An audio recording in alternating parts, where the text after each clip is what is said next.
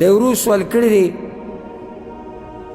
چې زمونږ د کور سره خوا کې غیر مسلم اوسیږي او د هغوی یو کس بیمار و چې هغه په کومه کې و بېهوش و اوس ښه شوی دی خو بیا هم بدن یې صحیح کار نه کوي نو آیا موږ هغوی له د زمزم اوبه ورکولی شو که نه؟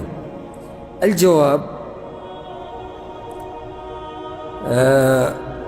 کافر مریض له د زمزم اوبه ورکول چې دی وڅکي او شفا ورته میلاو شي په دې کې هېڅ حرج نشته. یا یو سړی دی ډاکټر دی په هسپتال کې دی او د ده خواله غیر مسلم راځي او د هغوی علاج کوي په دې کې هېڅ حرج نشته، خصوصا چې کله تمه پکې صحیح چې اسلام قبول کړي نو خو الله لوی اجر ورکوي. یا ده ورسره څه ښه کړي او د هغه خوب په بدله کې ورسره ښه کول غواړي. غیر حربي کافرانو سره دا قسمه تعلقات دې کې څه حرج نشته، بلکې په کافر باندې دم هم اچولی شي. نو د قرآن حرمت او عزت ډېر دی که د زمزم د اوبو ډېر دی؟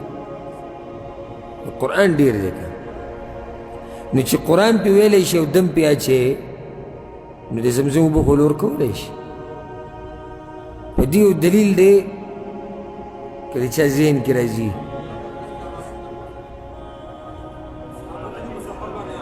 بارک الله فیک وزادک الله علما.